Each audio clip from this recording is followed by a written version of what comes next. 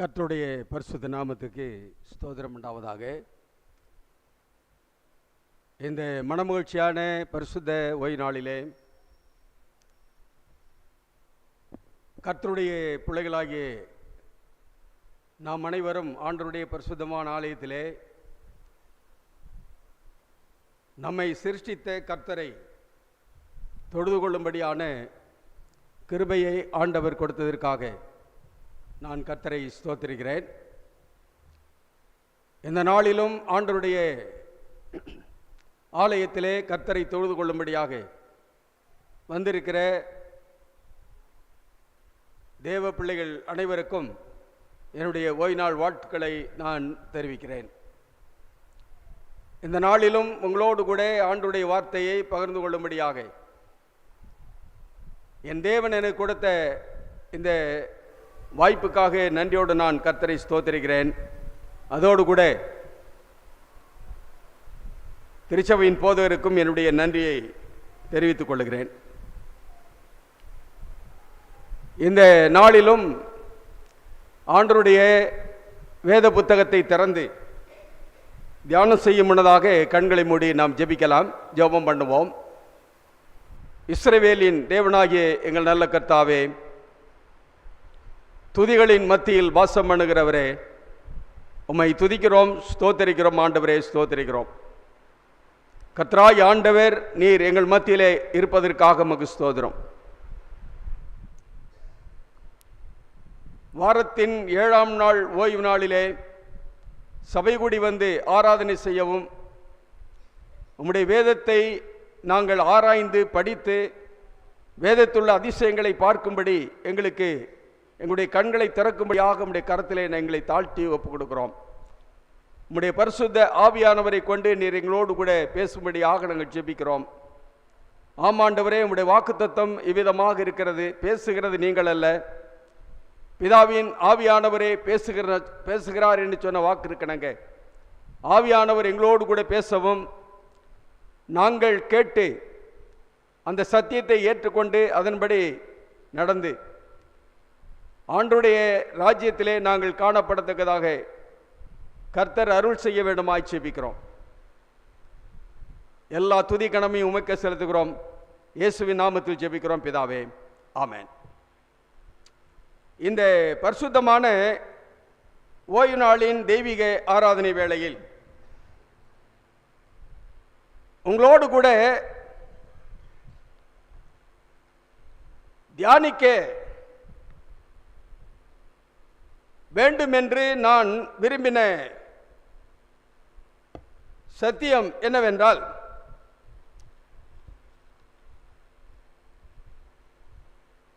உன்னத பாட்டின் புத்தகத்தில் இருந்து ஆண்டவர் உங்களுக்கும் எனக்கும் வைத்திருக்கிற ஆவிக்குரிய உன்னதமான சத்தியத்தை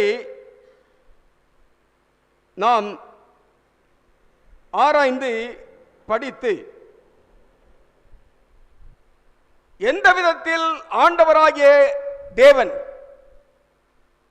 இந்த உன்னத பாட்டின் புத்தகத்தின் மூலமாக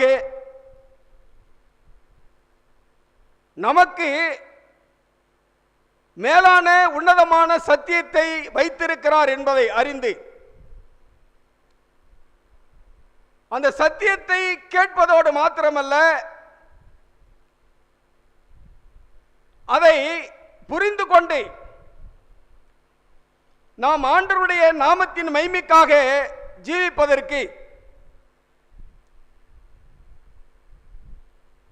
எவ்வளவுக்கு அது ஆசீர்வாதமாக இருக்கும் என்பதை நாம் ஆராய்ந்து அறிந்து கொள்ள நாம் பிரயாசப்படுவோம்.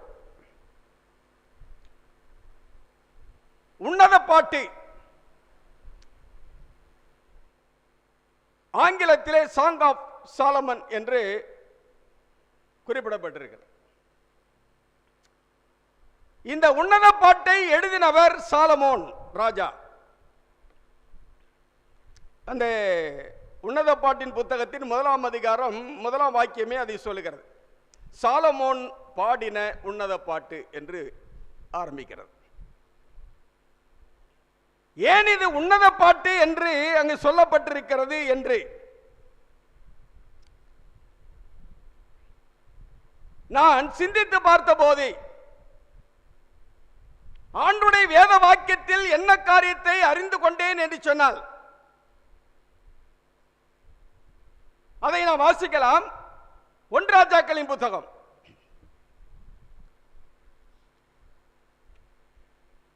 1 ராஜாக்களின் புத்தகம் 4ஆம் அதிகாரம் 29ஆம் வாக்கியத்தை வாசிக்கலாம். தேவன் சாலமோனுக்கு மிகுதியான ஞானத்தையும் புத்தியையும் கடற்கரை மணலத்தனையான மனோவிருத்தியையும் கொடுத்தார்.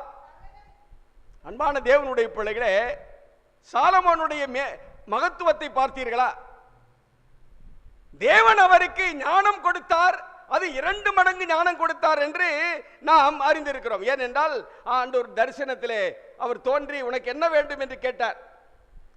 அவர் எனக்கு ஞானம் வேண்டும், உம்முடைய பிள்ளைகளை சரியான விதத்திலே வழிநடத்துவதற்கு எனக்கு ஞானம் வேண்டும் என்று கேட்டார். 2 மடங்கு ஞானத்தை கொடுத்த ஆண்டவர் உலகத்தின் செல்வத்தையும் அவருக்கு கொடுத்தார் என்று வேதம் என்ன செய்கிறது சொல்லுகிறது. அதோடு மாத்திரமல்ல, தேவன் சாலமோனுக்கு மிகுதியான ஞானத்தையும் புத்தியையும் கடற்கரை மணலத்தனையான மனோவிருத்தியையும் கொடுத்தார்.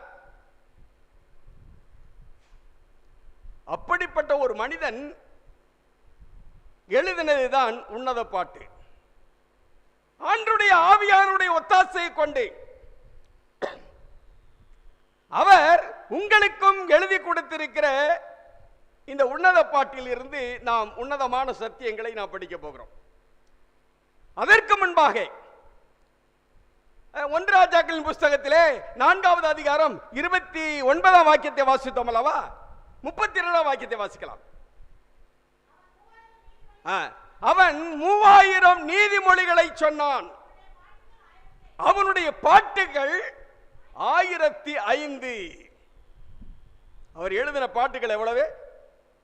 1005. ஆனால் அவைகளும் வேத புத்தகத்திலே எழுதப்படவில்லை. ஆனால் இவ்வுலகத்திலே வாழ்கிற கர்த்தருடைய பிள்ளைகளாகிய உங்களுக்கும் எனக்கும் தேவையான ஆவிக்குரிய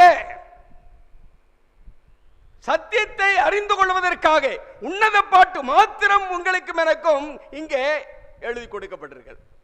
அதற்காக நான் கர்த்தரை ஸ்தோத்திரிக்கிறேன். பொதுவாக உன்னத பாட்டின் புத்தகத்தை எத்தனை பேர் ஆர்வத்தோடு படிக்கிறோம்?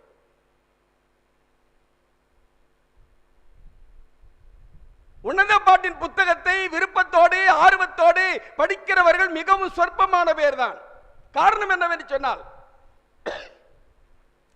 அந்த உன்னத பாட்டின் புத்தகத்திலே ஒரு ஆண் ஒரு பெண்ணை வர்ணிப்பது போலவும் ஒரு பெண் ஆணை வர்ணிப்பது போலவும் அங்கே வருகிறதை நீங்கள் பார்க்க முடியும். ஆகையினாலே இப்படி வாசிக்க ஆரம்பித்த உடனே, என்ன புறாவே,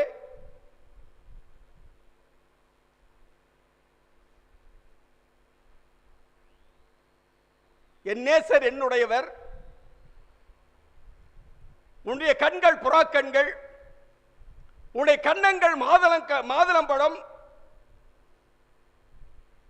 இப்படி எல்லாம் வந்த உடனே நாம் என்ன செய்கிறோம் என்று சொன்னால், இந்த புத்தகம் நமக்கு சரிப்பட்டு வராது, இது ஆவிக்குரிய புத்தகம் அல்ல என்று நாம் மூடி வைத்து விடுகிறோம். இந்த புத்தகத்தினுடைய மைய கருத்து என்ன என்று சொன்னால், உன்னத பாட்டின் புஸ்தகத்தில் 2ஆம் அதிகாரம் 16ஆம் வாக்கியத்தை வாசிக்க பார்க்கலாம். என் நேசர் என்னுடையவர், நான் அவருடையவள். போதும். இந்த உன்னத பாட்டின் புத்தகத்தினுடைய மையம்,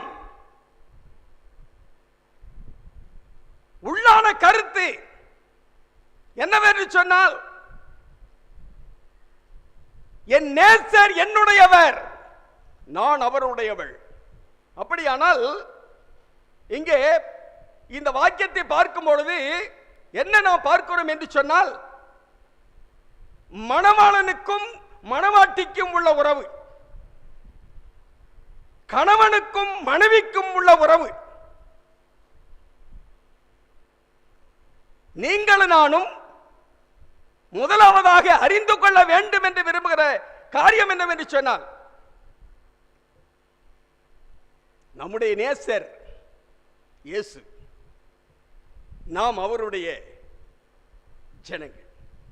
ஆயினாலே நாம் அப்படிப்பட்ட உறவிலே இருக்க வேண்டும் என்பதை இங்கே நாம் பார்க்கிறோம். அன்பான தேவனுடைய பிள்ளைகளே, இந்த வர்ணனையை பார்க்கும் பொழுது நமக்கு கொஞ்சம் அந்த புத்தகத்தை வாசிப்பதற்காக நாம் அதிகமாக விரும்புகிறது இல்லைதான். அங்கே உன்னத பாட்டின் புத்தகத்தில்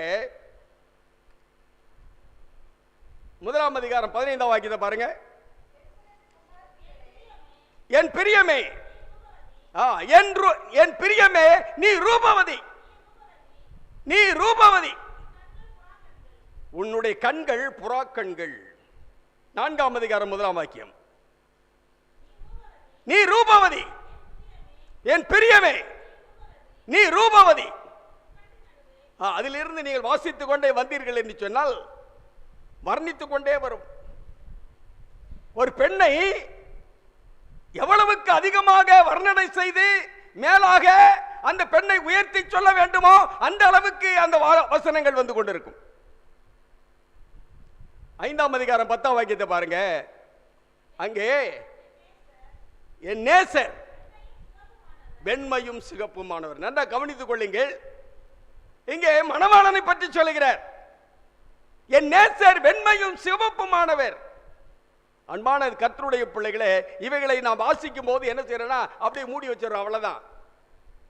இதில் ஆவிக்குரிய செய்தி ஒன்றும் இல்லை. ஒரு பெண் ஆணை வர்ணிப்பது போலவும் ஒரு ஆண் பெண்ணை வர்ணிப்பது போலவும் இருக்கிறது. ஆகினாலே இது என்னுடைய ஆவிக்குரிய வாழ்க்கைக்கு என்ன செய்யாது, உதவாது என்று சொல்லி நாம் ஒதுக்கி வைத்து விடுகிறோம். ஆனால் முதலாவதாக நீங்கள் நான் என்ன அறிந்து கொள்ள வேண்டும் என்று சொன்னால், ஆண்டவராய் இயேசு கிறிஸ்து என்னும் மணவாளனுக்கு இந்த உலகத்திலே இருக்கிற மணவாட்டி எப்படிப்பட்டவள் என்பதை நீங்கள் நான் அறிந்து கொள்ள வேண்டும் என்பதற்காக ஆண்டவர் இந்த உன்னத பாட்டின் சத்தியத்தை நமக்கு வைத்திருக்கிறார். நாம் எல்லாரும் நன்றாக அறிந்திருக்கிறோம், ஆண்டவராய் இயேசு கிறிஸ்து தான் மணவாளன், இல்லையா? சரி, அதற்காக ஓரிரு வாக்கியங்களை நாம் வாசித்துக் கொள்ளலாம். ஏசாயா தீர்க்கதரிசி என்ன சொல்கிறார் பாருங்க. ஏசாயா தீர்க்கதரிசி புத்தகம் 54 அதிகாரம் 5 வாக்கியம். உன் சிருஷ்டிகரே உன் நாயகர். போதும். Thy creator is thy husband என்று ஆங்கிலத்திலே வைத்திருக்கிறது. உன் சிருஷ்டிகரே உன் நாயகர். யார் சிருஷ்டிகர்? உங்களை சிருஷ்டித்தது யார்? யோவான் சுவிசேஷத்தில் வாசிக்கிறோம் அல்லவா, 1 அதிகாரத்தில் வாசிக்கிறோம். முதல் 3 வாக்கியங்கள் இவ்விதமாக சொல்லுகிறது. ஆதியிலே வார்த்தை இருந்தது, அந்த வார்த்தை தேவனாயிருந்தது, அந்த வார்த்தை தேவனிடத்தில் இருந்தது, அவர் ஆதியிலே தேவனோடு இருந்தார், சகலமும் அவர் மூலமாய் உண்டாயிற்று, உண்டானது ஒன்றும் அவராலே இல்லாமல் உண்டாகவில்லை. 14 வாக்கியம் சொல்லுகிறது, அந்த வார்த்தை மாமிசமாகி கிருபையினாலும் சத்தியத்தினாலும் நிறைந்தவராய் நமக்குள்ளே வந்து வாசம் பண்ணினார். அவர்தான் ஆண்டவராய் இயேசு கிறிஸ்து. 1 கொரிந்தியர் 8 அதிகாரம் 6 வாக்கியம் என்ன சொல்லுகிறது? 1 கொரிந்தியர் 8 அதிகாரம் 6 வாக்கியம். பிதாவாகிய ஒரே தேவன் நமக்குண்டு, அவராலே சகலமும் உண்டாயிருக்கிறது, அவருக்கென்று நாமும் உண்டாயிருக்கிறோம். இயேசு கிறிஸ்து என்னும் ஒரே கர்த்தரும் நமக்கு உண்டு, அவர் மூலமாய் சகலம் உண்டாயிருக்கிறது, அவர் மூலமாய் நாமும் உண்டாயிருக்கிறோம். அன்பான தேவனுடைய பிள்ளைகளே, உங்களையும் என்னையும் சிருஷ்டித்தவர் ஆண்டவராய் இயேசு கிறிஸ்து. எபிரேயர்கள் நிருபத்திலே 1 அதிகாரம் 1, 2 வாக்கியங்களை வாசிக்கலாம். பூர்வ காலங்களில் பங்கு பங்காகவும் வகை வகையாகவும் தீர்க்கதரிசிகள் மூலமாய் திருவுளம் பெற்ற தேவன் இந்த கடைசி நாட்களிலே குமாரன் மூலமாய் சகலத்தையும், இவரை யாரை குமாரன் மூலமாய் வெளிப்படுத்தினார். இந்த குமாரனை அவர் ஆண்டவராய் இயேசு கிறிஸ்துவை சர்வத்திற்கு சுதந்திரவாளியாக நியமித்தார். இவரை கொண்டு உலகங்களையும் உண்டாக்கினார். அப்படியானால் உங்களை என்னை உண்டாக்கினவர் யார்? ஆண்டவராய் இயேசு கிறிஸ்து. அவர்தான் சிருஷ்டிகர். அவர்தான் உங்கள் என்னுடைய மணவாளன். ஆகினாலே அந்த மணவாட்டி எப்படிப்பட்டவளாக இருக்க வேண்டும் என்பதை ஆவியானவரை கொண்டு எழுதின பாட்டுதான் உன்னத பாட்டு. ஆகினாலே நீங்களும் நானும் இதை மனதிலே வைத்து ஆவிக்குரிய பிரகாரமாக இந்த புத்தகத்தை தியானம் செய்ய வேண்டும். ஆகினாலே ஆண்டவராய் இயேசு கிறிஸ்து மணவாளன், அவருடைய திருச்சபை. அதாவது அவருடைய திருச்சபை என்று சொல்லும்போது யாரை சொல்லுகிறார்? இன்றைக்கு உலகத்திலே கிறிஸ்துவ திருச்சபைகளை எடுத்துக்கொண்டால் ஒன்றுக்கு மேற்பட்டவைகள் இருக்கிறது.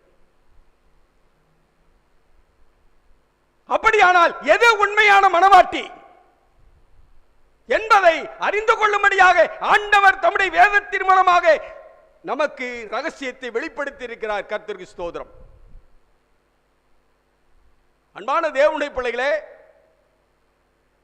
ஆண்டவருடைய வேதத்திலே ஒரு வாக்கியத்தை வாசிக்கலாம். ஏசாயா தீர்க்கதரிசி புத்தகம் 4ஆம் அதிகாரம் 1வது வாக்கியம்.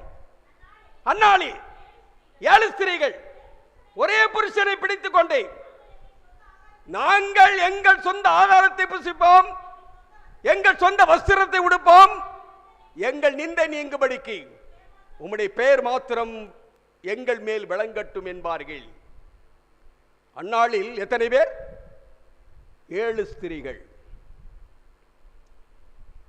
எத்தனை பேரை பிடித்துக் கொண்டு? ஒரே ஒருவரை. அந்த ஒருவர் தான் ஆண்டவராகிய இயேசு கிறிஸ்து என்னும் மணவாளன். இந்த உலகத்திலே அவருக்கு இருக்கிற மணவாட்டி எத்தனை பேர்? ஒன்றுதானே இருக்க வேண்டும். ஆதாமுக்கு எத்தனை ஏவாளை கொடுத்தார்? ஒரு ஏவாள் தானே கொடுத்தார். அப்படியானால் 2ஆம் ஆதாமாகிய இயேசு கிறிஸ்துவுக்கு இந்த உலகத்தில் எத்தனை ஏவாள் இருக்க முடியும்? ஒரே ஒரு ஏவாள் தான் இருக்க முடியும், இல்லையா? அங்கே சொல்லுகிறார், நாங்கள் எங்கள் சொந்த வஸ்திரத்தை உடுப்போம், நாங்கள் எங்கள் சொந்த ஆகாரத்தை புசிப்போம். ஆனால் மனைவியை உடுத்த வேண்டிய பொறுப்பு யாருடையது? மனைவியை போஷிக்க வேண்டிய பொறுப்பு யாருடையது? வெளிப்படுத்தின விசேஷம் 19ஆம் அதிகாரம் 8ஆம் வாக்கியம். சுத்தமும் பிரகாசமான மெல்லிய வஸ்திரம் தரித்துக் கொள்ளும்படி அவளுக்கு கொடுக்கப்பட்டது. அன்பான தேவனுடைய பிள்ளைகளே, அதற்கு முந்தின வசனத்தை வாசித்தீர்கள் என்று சொன்னால் ஆட்டுக்குட்டியாருடைய கல்யாணம் வந்தது என்று சொல்லப்பட்டிருக்கிறது. ஆட்டுக்குட்டியானவர் யார்? ஆண்டவராய் இயேசு கிறிஸ்து. உலகத்தின் பாவத்தை சுமந்து தீர்க்கிற தேவாட்டுக்குட்டி என்னும் ஆண்டவராய் இயேசு கிறிஸ்து தான் மணவாளன். அவர்தான் மணவாட்டிக்கு வஸ்திரம் கொடுக்கிறவர். ஆனால் ஏசாயாவில் என்ன படித்தோம்? நாங்கள் எங்கள் சொந்த வஸ்திரத்தை உடுப்போம். எபேசியர் 5ஆம் அதிகாரம் 29ஆம் வாக்கியம். எபேசியர் 5ஆம் அதிகாரம் 29ஆம் வாக்கியம். தன் சொந்த மாமிசத்தை பகைத்தவன் ஒருவனும் இல்லையே, கர்த்தர் சபையை போஷித்து காப்பாற்றுகிறது போல. சபையை யார் போஷித்து காப்பாற்றா?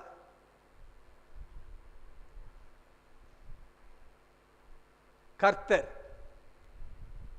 இயேசுதான் மணவாளன், சபைதான் மணவாட்டி. அந்த சபையை போஷிக்கிறவர் யார்? அதைத்தான் இங்க சொல்றாரு.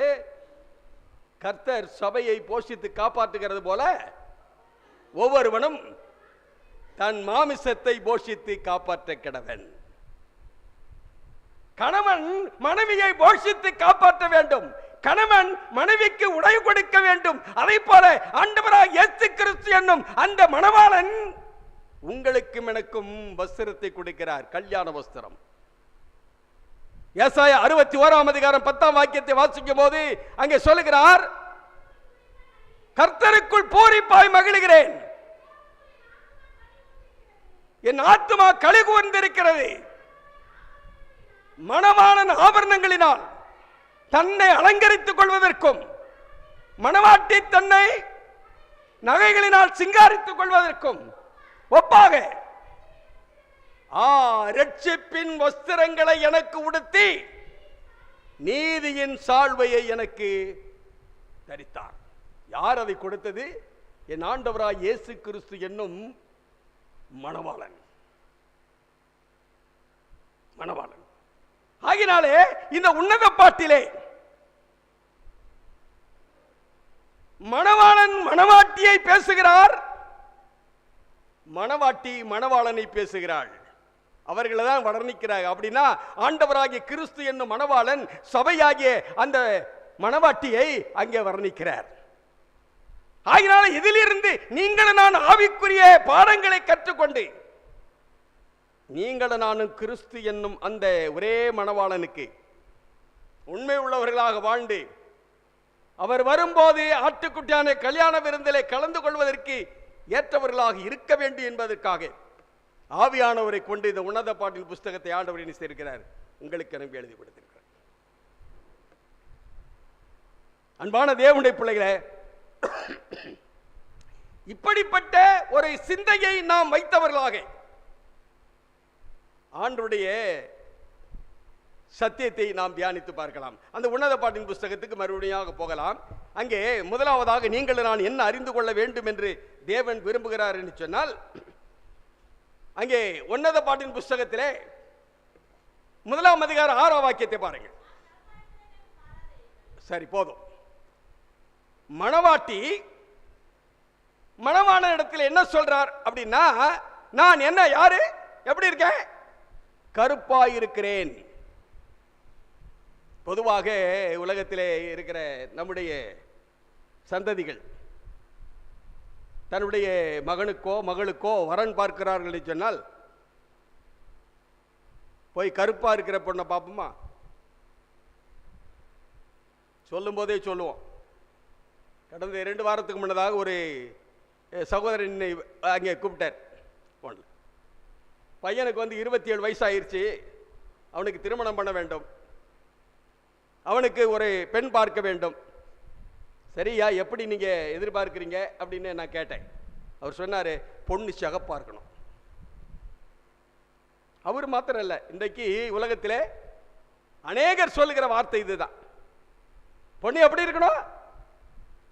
சிகப்பா இருக்கணும். இங்கே மணவாட்டியை குறித்து இங்கே சொல்லும் போது என்ன சொல்லப்பட்டிருக்கிறது சொன்னால், நான் கருப்பு.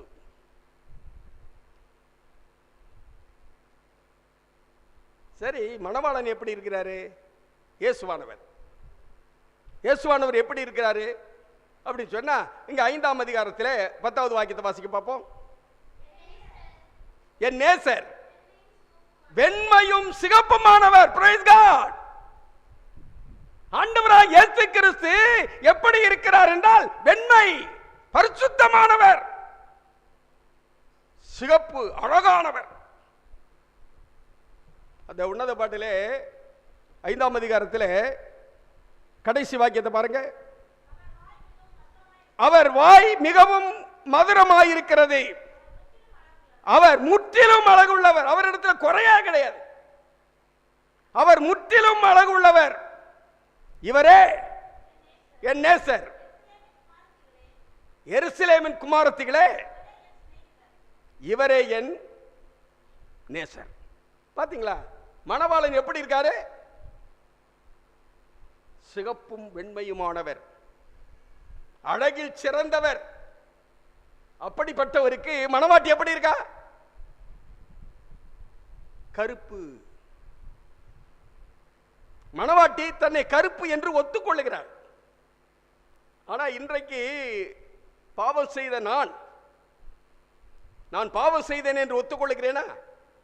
ஆதி பெற்றோரை எடுத்துக்கொள்வோமே.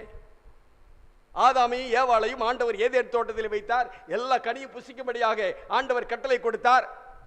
ஆனால் அந்த தோட்டத்தில் நடுவில் மன்னித்துக் கொள்ளுங்கள்,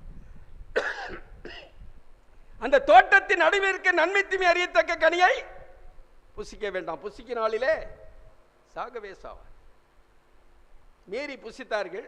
சாத்தானுடைய வஞ்சகத்தினாலே புசித்ததை சொன்னார்கள். அங்கே ஆண்டவர் அங்கே குளிர்ச்சியான நேரத்தில் உலாவ வரும் பொழுது அவர்கள் போய் ஒளிந்து கொண்டார்கள். ஆதாமே ஆதாமே எங்கே இருக்கிறாய் என்று ஆண்டவர் கேட்டார். நான் இங்கே தான் ஆண்டவரே இருக்கிறேன், ஒளிஞ்சிட்டு இருக்கேன், நான் நிர்வாணி. நிர்வாணி என்று உனக்கு அறிவித்தவன் யார்? நான் புசிக்க வேண்டாம் என்று சொன்ன கனியை புசித்தாயோ? அப்ப அவர் என்ன சொல்லியிருக்கணும்? ஆதாம், ஆமாண்டவரே நீங்க புசிக்க வேண்டாம் சொன்னீங்க, ஆனா சூழ்நிலை என்ன ஆகி போச்சு? சாத்தானுக்கு நான் செவி கொடுத்துட்டேன், சாப்பிட்டுட்டேன் அப்படின்னு சொல்லி இருக்கணும்.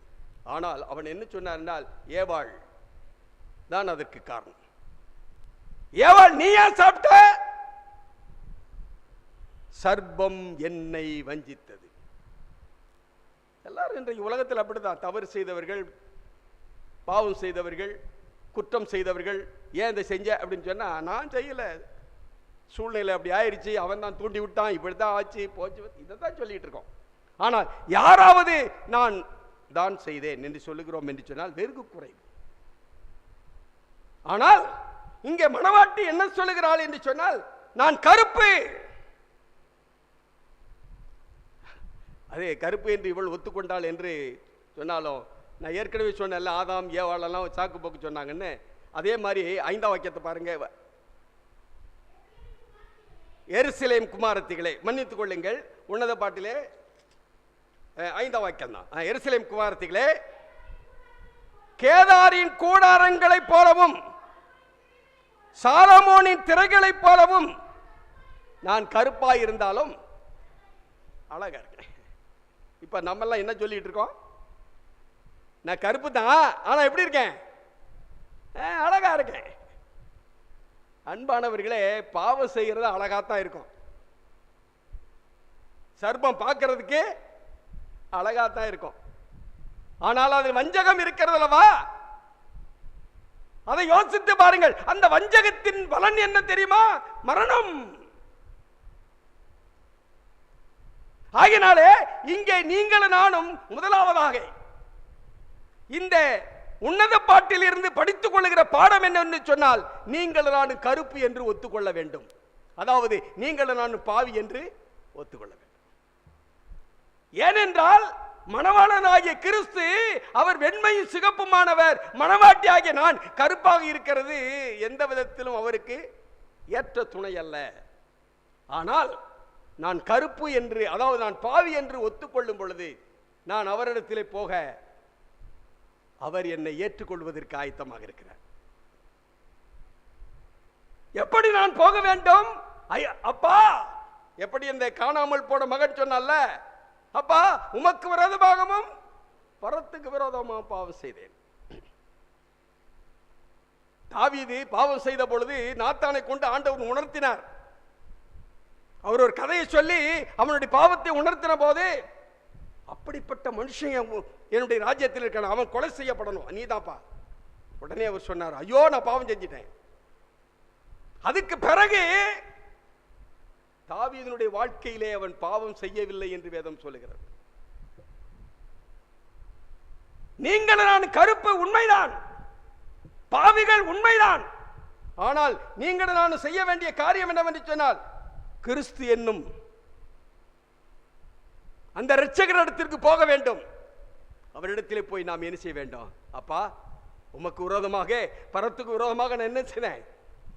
பாவம் செய்தேன், மன்னிச்சிருங்க. ஆண்டவர் அதைத்தான் எதிர்பார்க்கிறார்.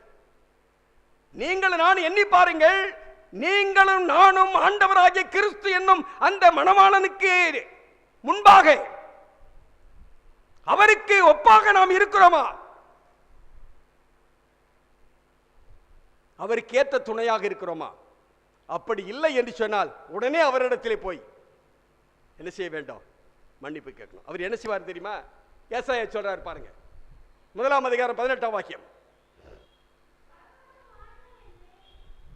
வழக்காடுவோம் வாருங்கள் என்று கர்த்தர் சொல்லுகிறார்.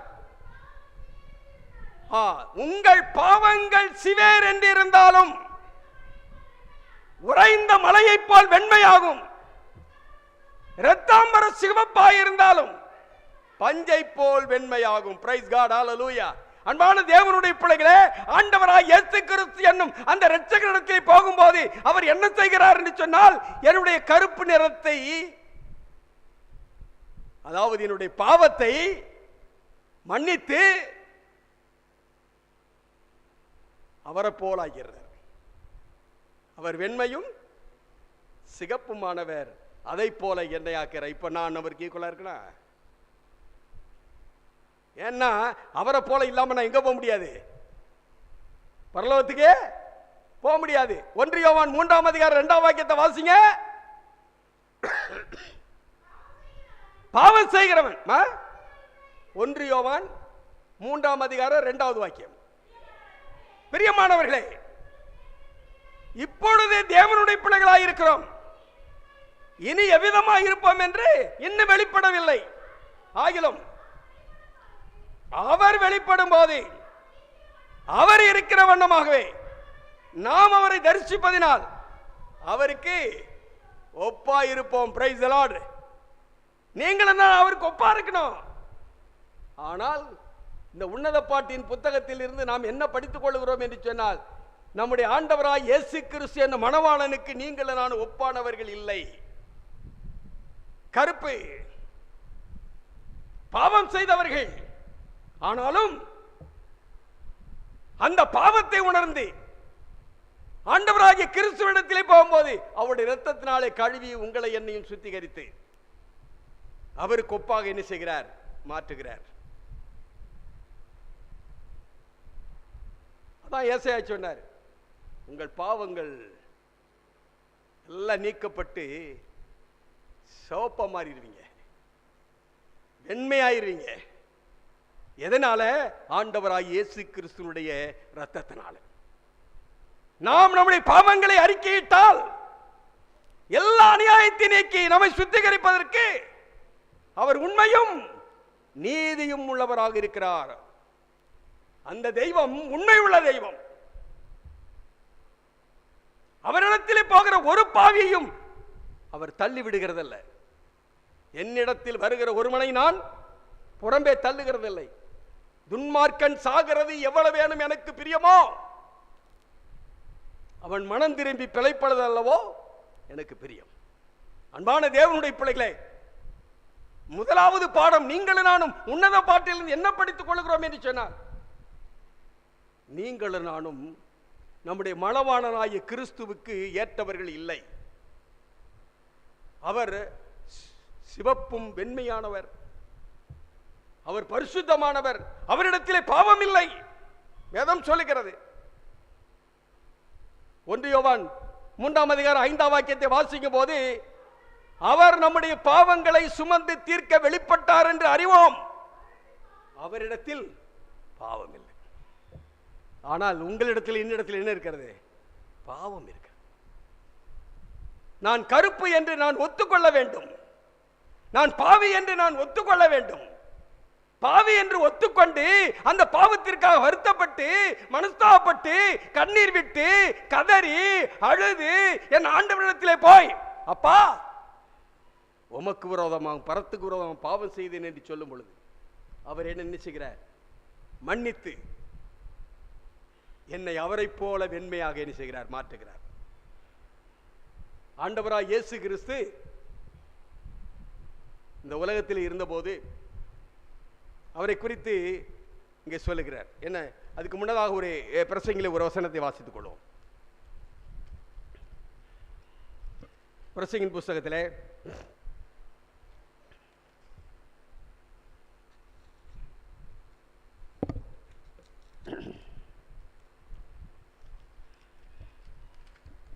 மன்னித்துக் கொள்ளுங்கள், பிரசங்கில உன்னத பாட்டு, உன்னத பாட்டின் புஸ்தகத்திலே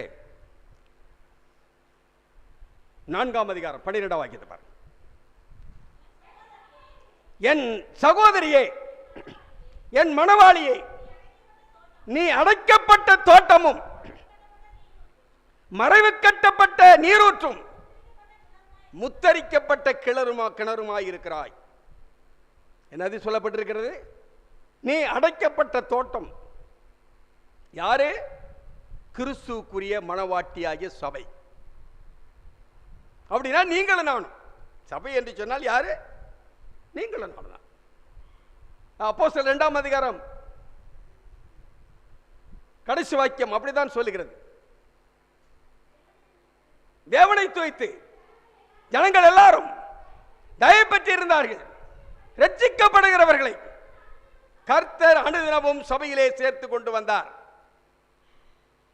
சபை என்பது என்ன? ரட்சிக்கப்படுவருடைய கூட்டம், பாவம் மன்னிக்கப்பட்டவருடைய கூட்டம்.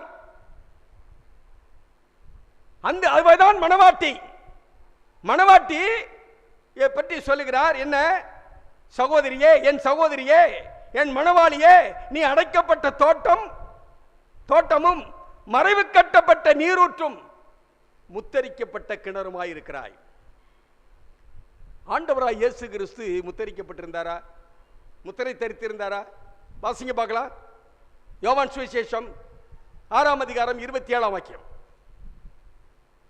யோவான் சுவிசேஷம் 6ஆம் அதிகாரம் 27ஆம் வாக்கியம் வாசிங்க. அழிந்து போகிற போஜனத்திற்காக அல்ல, நித்திய ஜீவனுக்குரிய நித்திய ஜீவன் வரைக்கும் நிலை நிற்கிற போஜனத்திற்காகவே கிரியை நடப்பியுங்கள். அதை மனுஷகுமாரன் உங்களுக்கு கொடுப்பார். அவரை பிதாவாகிய தேவன் முத்தரித்திருக்கிறார்.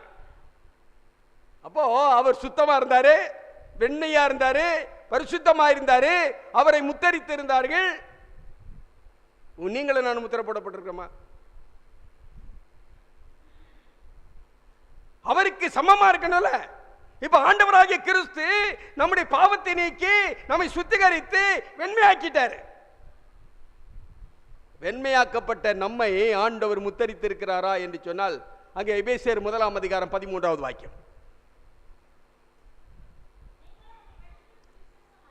நீங்களும் உங்கள் இரட்சிப்பின் சுவிசேஷமாகிய சத்திய வசனத்தை கேட்டு விசுவாசிகளான போது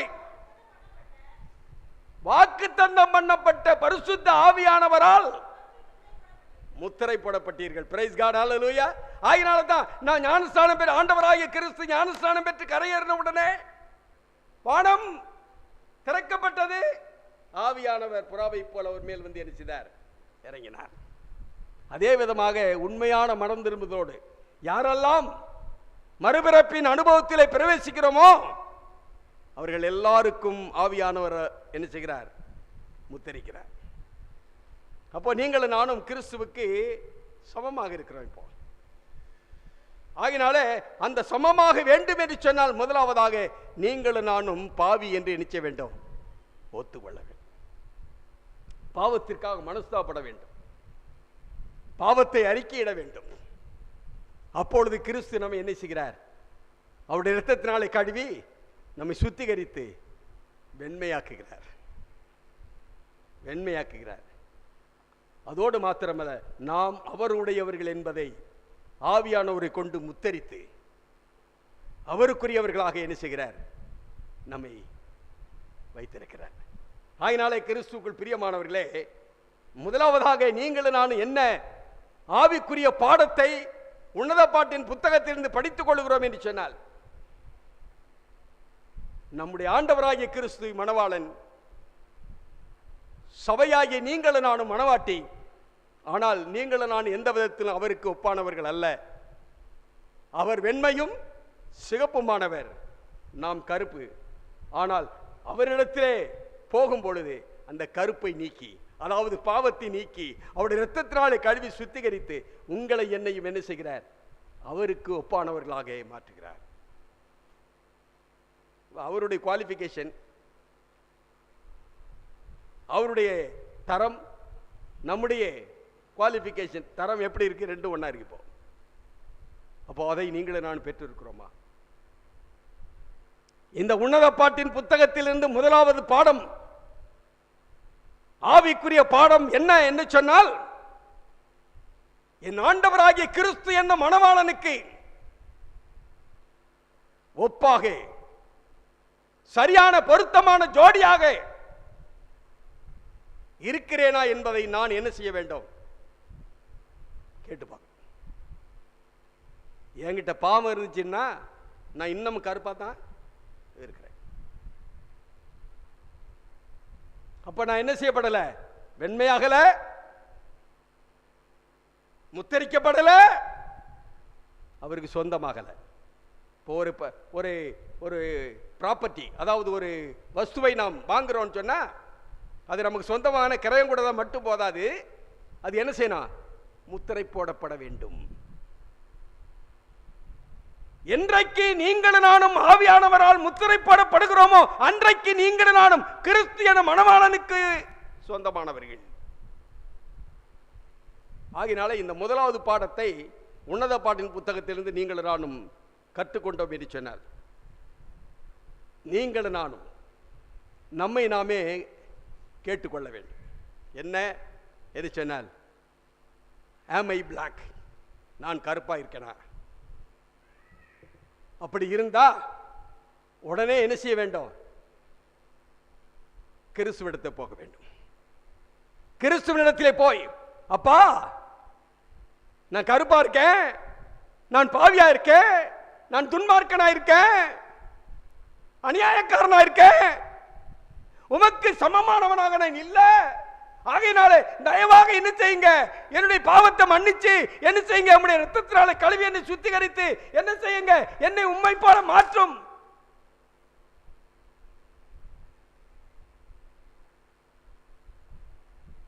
நீங்களும் நானும் அப்படிப்பட்ட உணர்வடைந்தவர்களாக ஆவியானவர் உங்களோடும் என்னோடும் கூட பேசுகிறான்னு சொன்னால், ஆண்டவரிடத்திலே எவ்விதமான வார்த்தை சொல்வதற்கு ஆயத்தமாக இருக்கிறோமா?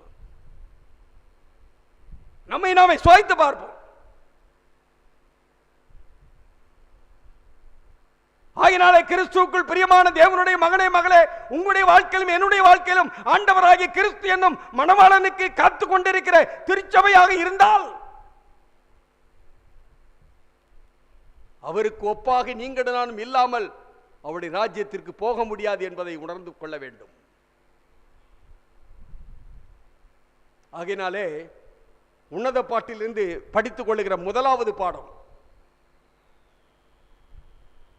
நான் கருப்பு என்று ஒத்துக்கொண்டு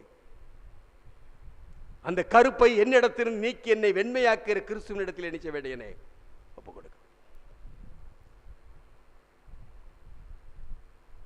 அன்பான தேவனுடைய பிள்ளைகளே, இரண்டாவது பாடம் என்னவென்று சொன்னால், ஆண்டவராய் இயேசு கிறிஸ்து இந்த உலகத்தில் இருக்கும்போது உவமை சொன்னார். என்னவென்று சொன்னால், ஒரு மனிதன் எருசலேமிலிருந்து எரிகோவுக்கு பயணமாகி போனான். லூக்கா 10ஆம் அதிகாரத்தில் வாசிக்கிறோம். அப்படி போகும்போது வழியிலே கல்லற கையில் அகப்பட்டு அவனை அடித்து அவனை குற்றுயிராக்கி வஸ்திரத்தை பிடுங்கிக் கொண்டு அவனை குற்றுயிராக போட்டு போனார்கள். இப்பொழுது அந்த வழியாக ஒரு ஆசாரியன் வருகிறான்.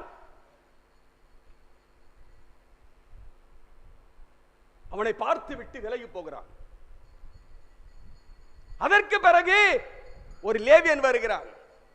அவனை பார்த்து விட்டு விலகி போகிறான். ஆசாரியன் யார்? தேவனுடைய ஊழியக்காரன். ஏன் விலகி போனா? கேள்வி அது கேட்டுக்கணும் நீங்க. அதற்கு பிறகு அங்கே லேவியன் வருகிறான். லேவியன் யாரு? தேவனுக்கு ஊழியம் செய்கிறவன் தான். அவனும் பார்த்துட்டு விலகி போறான். பிறகு சாமாரியான் வருகிறார்.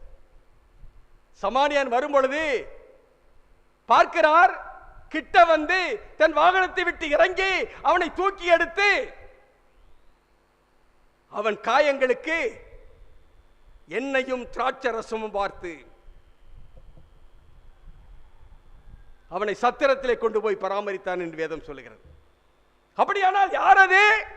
ஆண்டவராகிய கிறிஸ்து என்னும் நல்ல சமாரியன். அங்கே பரலோகத்திலிருந்து பார்த்தார். மனிதன் சாத்தானால் அடிக்கப்பட்டு குற்றம் குலையுறமாக கிடக்கிறான். பாவத்தின் சம்பளம் மரணம் என்ற சூழ்நிலைக்கு போய்விட்டான் என்று சொல்லி அவர் வந்து கிட்ட வந்து அவனை தூக்கி அவனுடைய காயங்களுக்கு பாவத்திற்கு திராட்சரசம் பார்க்கிறார். திராட்சரசம் என்றால் என்ன? அவருடைய இரத்தத்தை கொடுத்து நம்முடைய பாவத்தை கழுவுகிறார். அதுக்கு பிறகு என்ன? காயத்திலே வந்து என்ன போட பார்த்துக்கொள்ள. இப்ப ஆண்டவர் இங்க எண்ணெயை போடுறாருல, என்ன பரிசுத்த ஆவியானவரை கொண்டு தேற்றுகிறார். தேற்றி தன்னுடைய சுய வாகனத்திலே எடுத்துக்கொண்டு போய் சத்திரத்திலே பராமரிக்கிறார். சத்திரம் என்பதுதான் சபை. ஏற்கனவே நாம் வாசித்தோம் அப்போஸ்தலர் 2 அதிகாரம் 47 வாக்கியம். ரட்சிக்கப்படுகிறவர்களை கர்த்தர் அனுதினமும் சபையிலே சேர்த்து கொண்டு வந்தார். அவ்விதமாக அங்கே சேர்க்கப்பட்டவர்கள் தான் நீங்களும் நானும். ஆண்டவராகிய கிறிஸ்து என்னும் அந்த சமாரியன் உங்களை என்னை தூக்கி எடுத்து காயத்தை கட்டி எண்ணெய் பூசி பாவத்தை மன்னித்து ஆவியானவரை நமக்கு விலனாக கொடுத்து சத்திரம் என்னும் சபையிலே கொண்டு வந்து சேர்த்திருக்கிறார்.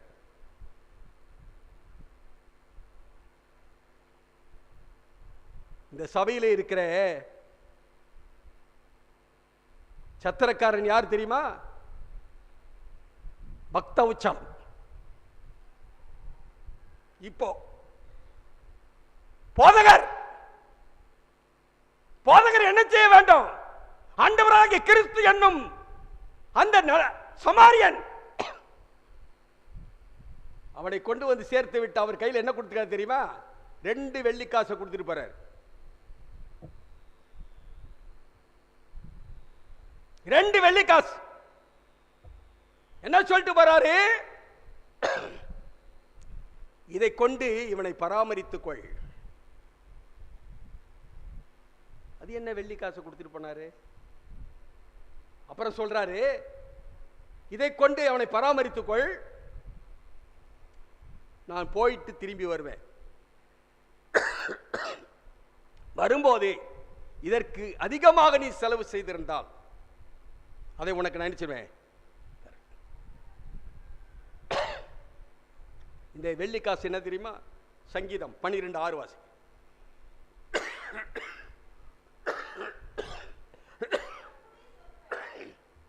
கர்த்தருடைய சொற்கள்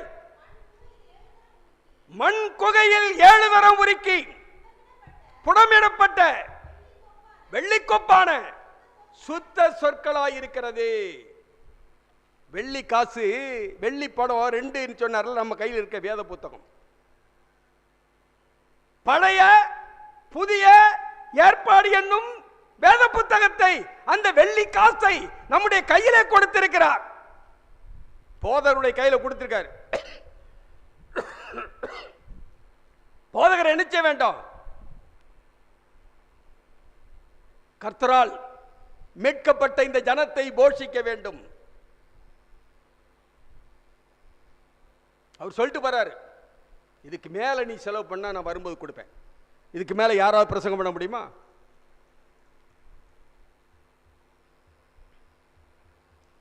முடியாது. இது கடல். சாரி, மன்னித்துக் கொள்ளுங்கள். ஆண்டுடைய வார்த்தைகள் அவ்வளவுக்கு உயர்ந்தவை. அதை போதித்துக் கொண்டே இருக்கலாம். அது ஒரு நாளும் குறையாது. ஆகையினாலே அன்பான தேவனுடைய பிள்ளைகளே, நீங்களும் நானும் எங்கே இருக்கிறோம்?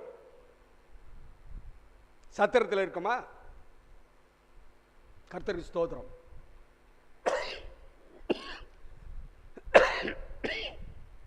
ஆனால் இந்த சத்திரத்தில் நீங்களும் நான் பாதுகாப்பா இருக்குமா? நல்ல சாப்பாடு கிடைக்கா, பராமரிப்பு கிடைக்கா. ஆண்டவர் சொன்னார், 2 காசை கொடுத்துட்டு இதை கொண்டு நீ அவனை பார்த்துக்கொள். நான் திரும்பி வரும்போது அதிகமாக செஞ்சிருந்தேன்னா நான் திருப்பி தரேன். எந்த ஊழியக்காரர் இந்த வேத புத்தகத்தை கொண்டு போதிக்கிறதுல அதிகமா போதிக்க முடியும். அன்பான தேவனுடைய பிள்ளைகளே, ஆண்டவர் சொல்லுகிறார், மல்கியா சபதகம் 2ஆம் அதிகாரம் 6வது வாக்கியம்,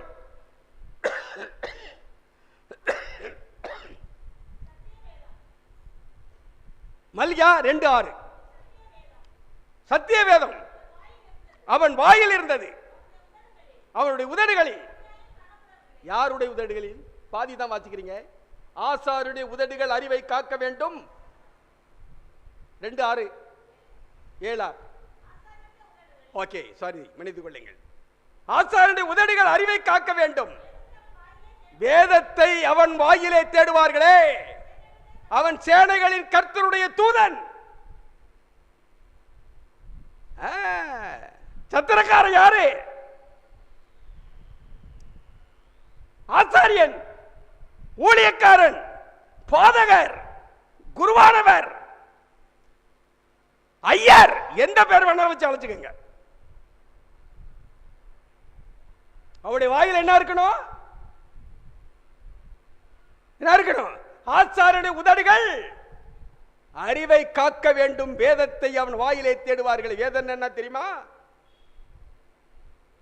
ஆங்கில வேத புத்தகத்தை எடுத்து படித்து பாருங்கள். லா, தேவனுடைய 10 கற்பனை இருக்க வேண்டும். 10 கற்பனையை கொண்டுதான் அவன் போதிக்க வேண்டும்.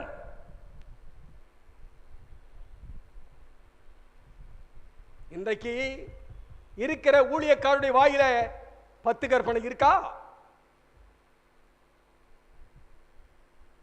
அன்பான தேவனுடைய மகனே, மகளே, நீங்களும் நானும் உண்மையான மனவாட்டியானால், கர்த்தருடைய சபையிலே நீங்கள் நான் இருக்கிறோம் என்று சொன்னால்,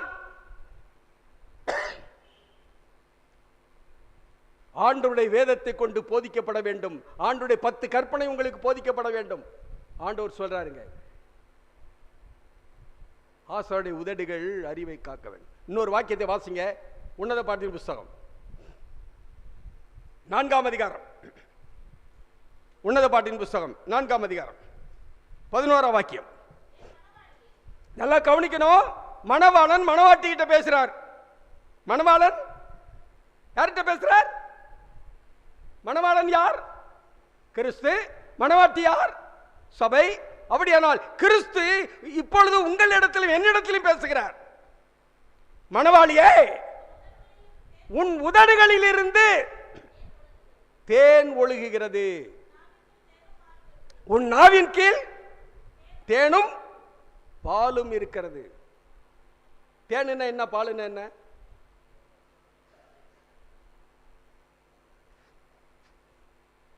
மணவாளி. மணவாளி என்றால் யார்? நீங்களும் நான், தேவனுடைய சபை. நீங்களும் நானும் கிறிஸ்துவுக்குரிய மணவாட்டி. அப்ப மணவாட்டியாகிய உங்களிடத்திலும் என்னிடத்திலும் உதடில் இருந்து என்ன வடியுமா? தேன் ஒழுகணும். யாருக்காவது தேன் ஒழுகுதா? நாவின் கீழ் என்ன இருக்கணும்? தேனும் பால் இருக்கணும். அப்ப தேன் என்ன, பால் என்ன?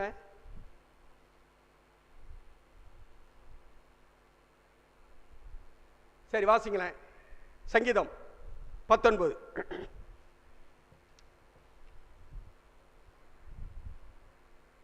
சங்கீதம் 19 7 வாசிங்க. நல்லா கவனிங்க. கர்த்தருடைய வேதம் குறைவற்றதும் ஆத்மாவை உயிர்ப்பிக்கிறதுமாக இருக்கிறது.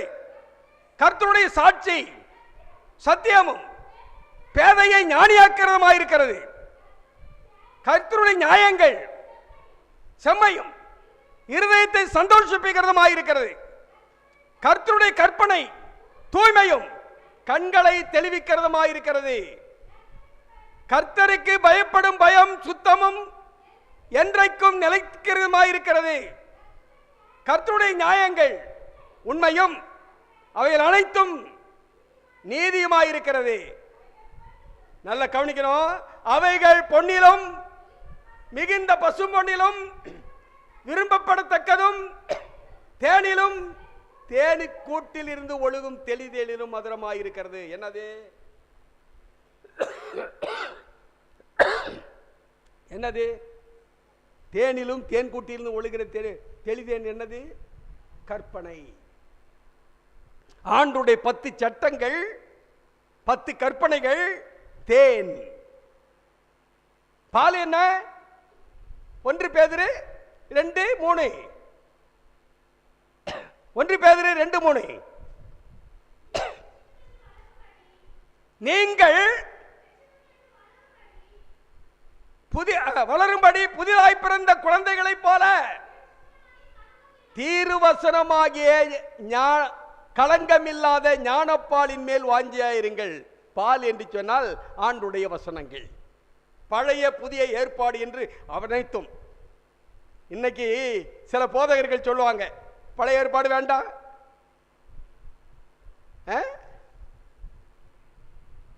புதிய ஏற்பாடு மட்டும் போதும், பழைய ஏற்பாடு சங்கீதம் மட்டும் எடுத்துக்கலாம், பிரசங்கி மட்டும் எடுத்துக்கலாம், நீதிமொழி மட்டும் எடுத்துக்கலாம்.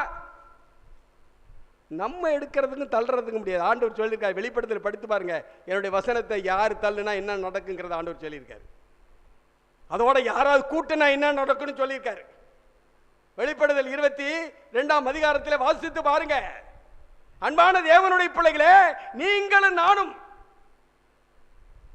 என்ன அறிந்து கொள்ள வேண்டும் என்று சொன்னால், மணவாட்டியாகிய அவருடைய திருச்சபையினுடைய வாயில, வாயினா நம்முடைய வார்த்தையில் ஆண்டுடைய 10 கற்பனை இருக்க வேண்டும், ஆண்டுடைய வசனம் இருக்க வேண்டும். இதை கொண்டுதான் போதிக்கணும். அதான் ஏசாயா 8:20 சொன்னாரு, வேதத்தையும் சாட்சியாமத்தையும் கவனிக்க வேண்டும். இந்த வார்த்தைகளின்படி ஒருவன் சொல்லாவிட்டால் விடியற்காலத்து வெளிச்சம் இல்லை. அன்பான தேவனுடைய பிள்ளைகளே, நீங்கள் நானும் உண்மையான மனவாட்டியாக இருந்தால், கருப்பாய் இருக்கிற நீங்களும் நானும் வெண்மையாக்கப்பட்டிருக்க வேண்டும், முத்தரிக்கப்பட்டு சொந்தமாகி இருக்க வேண்டும். அப்படி ரட்சிக்கப்பட்ட நீங்களும் நானும்,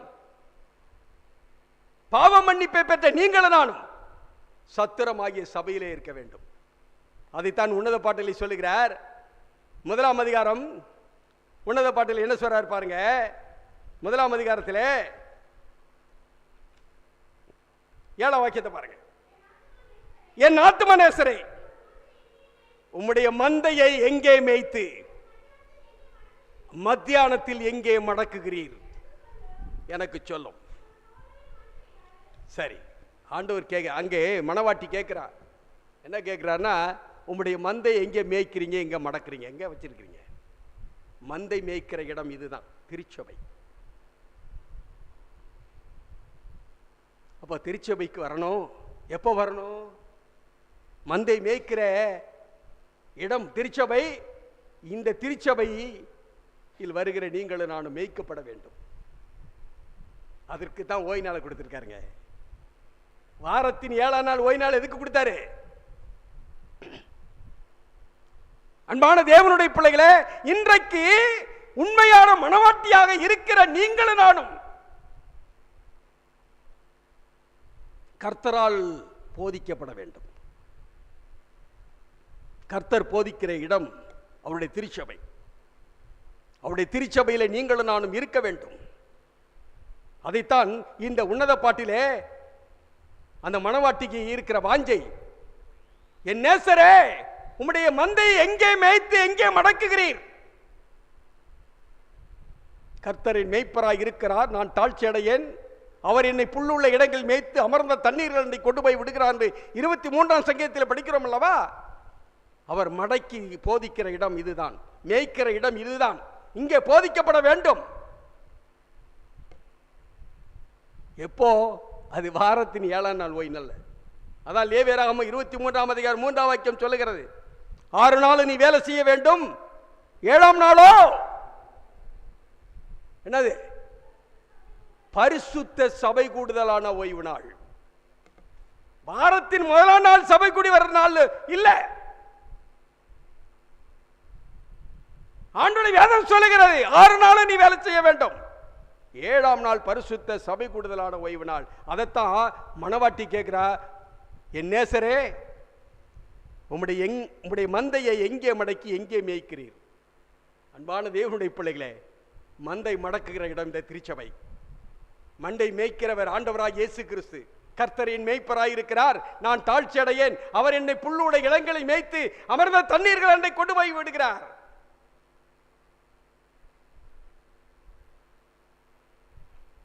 ஆகையினாலே உன்னத பாட்டிலிருந்து முதலாவது பாடம், நீங்களும் நானும் கருப்பு பாவிகள். ஆனாலும் கிறிஸ்து என்னும் வெண்மையான பரிசுத்தமானவரிடத்திலே போகும்போது அவருடைய இரத்தத்தினாலே கழுவி நம்ம என்ன செய்கிறார்? சுத்திகரித்து அவரை போன்று மாற்றுகிறார்.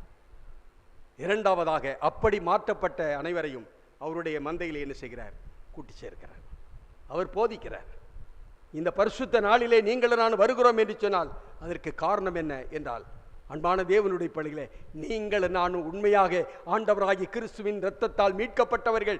நீங்களும் நானும் ஆண்டவராகிய இயேசு கிறிஸ்து என்னும் அந்த மணவாளனுக்கு மணவாட்டி.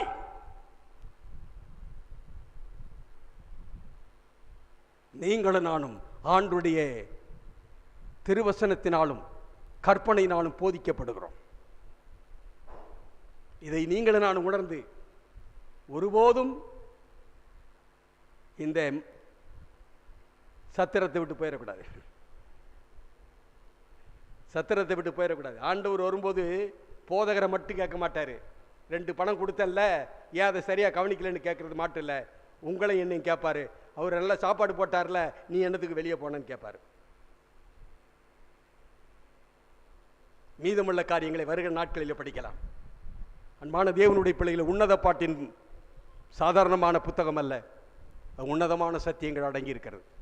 இந்த சத்தியத்தை நீங்களும் நானும் அறிந்து உணர்ந்து கொண்டோம் என்று சொன்னால் நம்முடைய மணவாளனாகிய கிறிஸ்துவுக்கு உண்மையான மணவாட்டிகளாக நாம் இருப்போம்.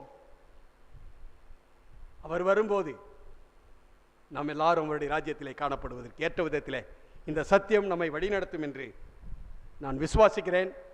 அப்படிப்பட்ட நிலையிலே நீங்களும் நானும் வாழ்ந்து ஆண்டவர் வரும்போது நம்ம எல்லாரும் ஒரே குடும்பத்தின் பிள்ளைகளாக அவருடைய ராஜ்யம் சேர கர்த்தர் கிருபை செய்வாராக. மீதமுள்ள சத்தியத்தை வருகிற நாட்களில் படிக்கலாம். கர்த்தர் உங்களை ஆசீர்வதிப்பாராக. ஆமென்.